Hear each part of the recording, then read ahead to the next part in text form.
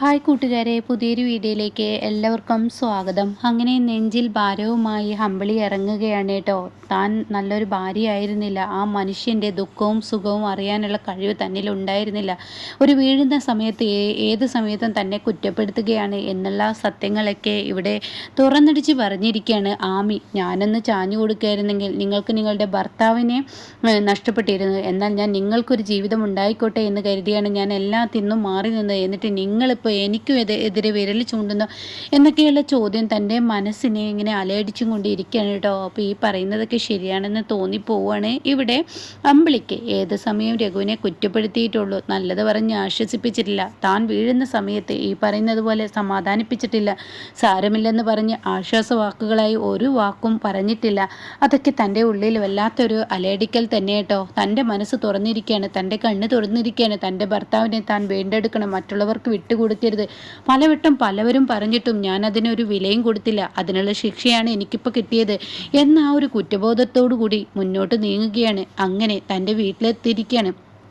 ഈ സമയം ഗേറ്റ് കിടക്കുന്നതിന് മുന്നേ വനമ പറയുന്നുണ്ട്, അമ്പിളിയെ കാണാഞ്ഞിട്ട് ഒത്തിരി നേരമായല്ലോ, ഇനിയിപ്പോൾ അമ്പിളി എന്തെങ്കിലുമൊക്കെ കടുങ്ങുകയും ചെയ്യുമോ?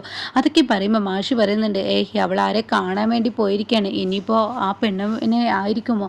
അത് കേട്ട ഉടനെ എന്തോ ആയിക്കോട്ടെ, അവളുടെ ഇഷ്ടത്തിന് അവൾ എന്താ വെച്ചാൽ ചെയ്തോട്ടെ, ആരെയും ഉപദേശിച്ച് നേരാക്കാൻ പറ്റത്തില്ല, ആരും നമ്മുടെ വാക്കുകൾക്ക് വില കൊടുക്കില്ല. പണ്ടായിരുന്നെങ്കിൽ അനന്ത മാഷിന് പെമ്മക്കളെ വളർത്താൻ വലിയ ബുദ്ധിമുട്ടൊന്നും ഉണ്ടായിരുന്നില്ല. ഇന്ന് എൻ്റെ മക്കൾ എന്നേക്കാൾ വളർന്നിരിക്കുന്നു. അപ്പോൾ ഈ അച്ഛൻ്റെ ഉപദേശം വയസ്സായതുകൊണ്ടായിരിക്കാം, ആർക്കും പറ്റാത്തത്, അതുകൊണ്ടായിരിക്കും വനമ എന്നൊക്കെ പറയുമ്പോൾ വനമയോട് പറയുമ്പോൾ അങ്ങനെയൊന്നുമില്ല മാഷേ എന്നൊക്കെ പറഞ്ഞ് സമാധാനിപ്പിക്കാൻ മാഷിനെ ശ്രമിക്കുമ്പോഴാണ് അങ്ങോട്ടേക്ക് കടന്നു വരുന്നത് കേട്ടോ അമ്പിളി വരുന്നത് തന്നെ കരഞ്ഞും കൊണ്ടാണ്. തൻ്റെ ഉള്ളിൽ നീറുന്ന വേദനയുമായാണ് അമ്പിളി വരുന്നത്. അപ്പോഴേക്കും വനമ മോളെ കയറിയെന്ന് പറയണേ. ഈ സമയം വനമയോട് ചോദിക്കുകയാണ്, രഘുവേട്ട ഇല്ല ഇവിടെ ഭാനുമ്മേ, രഘുവേട്ടൻ്റെ വണ്ടി ഇവിടെ കാണാനില്ലല്ലോ.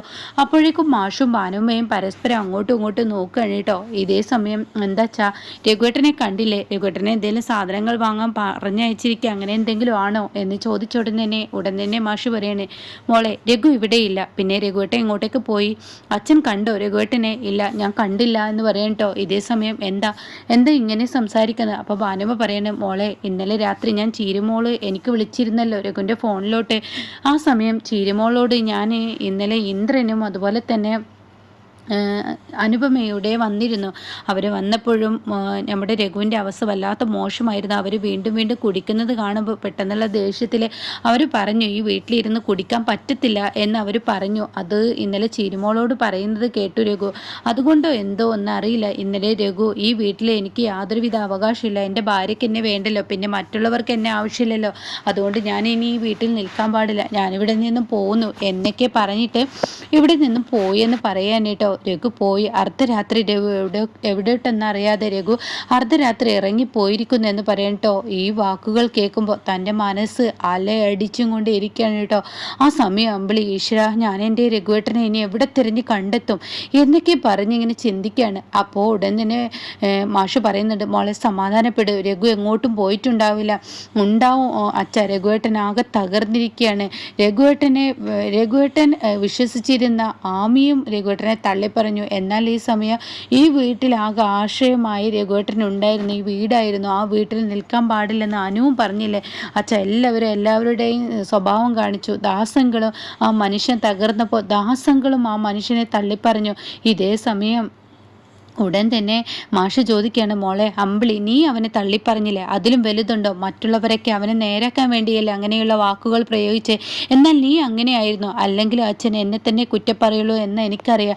എൻ്റെ രഘുവേട്ടൻ ഇപ്പോൾ എങ്ങോട്ടാണ് പോയതെന്ന് ആർക്കും അറിയില്ലല്ലോ, എൻ്റെ രഘുവേട്ടൻ എനിക്കും മോൾക്കും പോയില്ലേ എന്നൊക്കെ പറഞ്ഞ് വീണ്ടും അമ്പിളി തലതിരിഞ്ഞ സംസാരിച്ചിട്ട് ഉടൻ തന്നെ അമ്പിളി, ഞാനിപ്പോൾ വരാം, രഘുവേട്ടനെ തിരക്കിയിട്ട് നീ ഞാൻ വരത്തുള്ളൂ, എന്തായാലും ഇതങ്ങനെ വിട്ടാൽ ശരിയാവില്ല, മോളെ അമ്പിളി നീ എങ്ങോട്ടാണ് പോകുന്നത്, അത് ഞാൻ വന്നിട്ട് പറയാച്ചാ എന്നും പറഞ്ഞിട്ട് താൻ അവിടെ നിന്ന് പെട്ടെന്ന് ഇറങ്ങുകയാണ് കേട്ടോ.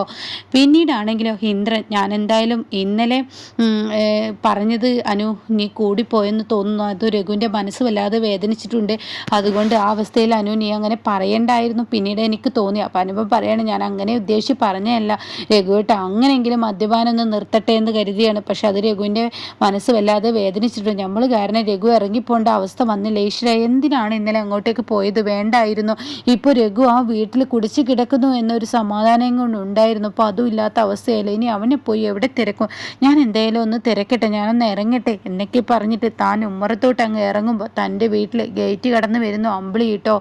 ഈശ്വര, അമ്പിളിയെ കാണുന്ന ഇവരുടെ മുഖത്ത് പറയാൻ വാക്കുകളില്ല. ഇവർക്ക് ആകെ പേടി വരികയാണ്. അപ്പോഴേക്കും അമ്പിളി ചേച്ചി വാ എന്ന് പറയുമ്പോൾ, മതിയടി, നിന്നെയും എൻ്റെ അനിയത്തിമാരെയൊക്കെ ഞാൻ ഒരമ്മയുടെ സ്ഥാനത്ത് നിന്നല്ലേ വളർത്തിയിരിക്കുന്നത്. എന്നാൽ ഞാനും എൻ്റെ രഘുവേട്ടനും പല പ്രശ്നങ്ങളും ഉണ്ടാവും.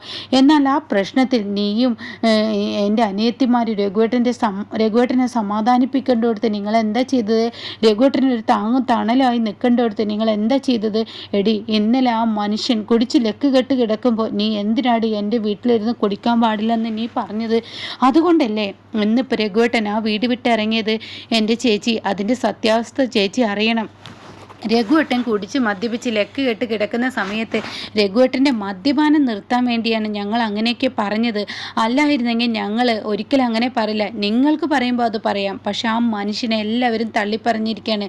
ഞാൻ എൻ്റെ വേദന നിങ്ങളെല്ലാവരും മനസ്സിലാക്കണം. ആ മനുഷ്യൻ എന്നേക്കാൾ കൂടുതൽ സ്നേഹം ആ പെണ്ണുപിള്ളയോട് കാണിച്ചപ്പോൾ ഏതൊരു പെണ്ണിനും ഉണ്ടാകുന്ന ആ ഒരു ദേഷ്യമാണ് എന്നിലുണ്ടായത്. ആ ഒരു വെറുപ്പ് കൊണ്ട് ഞാൻ അകന്ന് നിന്നു എന്നുള്ളത് സത്യമാണ്. പക്ഷെ നിങ്ങളെല്ലാവരും ചേർത്ത് പിടിക്കുമെന്നൊരു പ്രതീക്ഷ എന്നിലുണ്ടായിരുന്നു.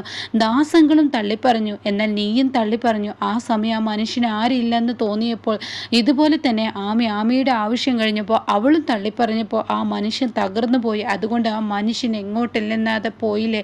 എടി, ഇങ്ങനെയൊക്കെ ചെയ്താൽ നിങ്ങൾ ഒരിക്കലും ഗുണം പിടിക്കില്ല. ഈശ്വരൻ നിങ്ങൾക്ക് തന്നോളും. ഇപ്പം ഞാനും എൻ്റെ മോളും വഴിയാധാരമായില്ലേ എന്നൊക്കെയുള്ള ആ സംസാരങ്ങൾ സംസാരിച്ച് അമ്പിളി അവിടെ നിന്നും ഇറങ്ങുമ്പോൾ സുശീല കയറി വരുന്നു കേട്ടോ. അപ്പോഴേക്കും ഇന്ദ്രേട്ട, ഇത് വല്ലാത്തൊരു കഷ്ടമായല്ലോ. ഇവിടെ അമ്മയെ കൊണ്ട് തന്നെ ഇനി പ്രശ്നമായി. ഇനി അമ്പിളി ചേച്ചി ഇങ്ങനെയൊക്കെ പറഞ്ഞ് നമ്മൾ എന്ത് ചെയ്യും?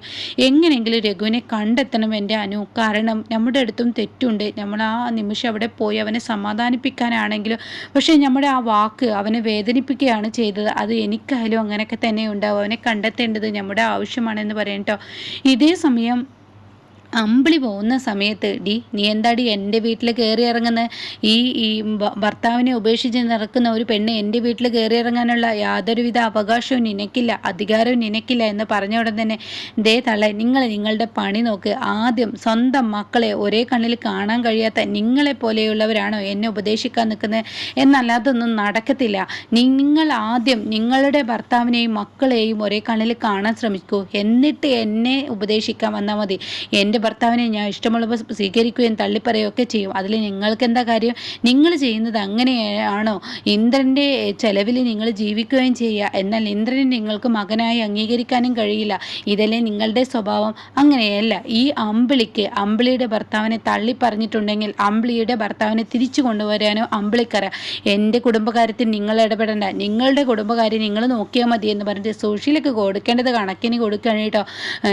ഞാനൊരു കാര്യം പറയട്ടെ, ഇങ്ങനെയൊക്കെ പ്രവൃത്തി നിങ്ങൾ ചെയ്തിട്ടും എൻ്റെ അനിയത്തി അനുപമ ഒന്നും ചെയ്യാതെ നിൽക്കുന്നത് കാണുമ്പോൾ എനിക്ക് അവളോട് വെറുപ്പും ദേഷ്യമാണ് തോന്നുന്നത്. എന്നാൽ ഞാനായിരുന്നെങ്കിൽ നിങ്ങൾക്ക് വിഷം തന്ന് നിങ്ങളെ അങ്ങ് കൊന്നേനെ എന്ന് പറയുമ്പോൾ, ഈശ്വര, എന്തൊരു വാക്കാണ് ഇവളുടെ വായിൽ നിന്ന് വന്നതെന്ന ലെവല് ആകെ സുശീല നിൽക്കണം കേട്ടോ. സുശീലയ്ക്ക് ഒരു മറുപടി അമ്പിളിയുടെ മുന്നിൽ പറയാൻ കഴിയാതെ ആകെ വാ പൊളിച്ച് നിൽക്കുകയാണ് കേട്ടോ.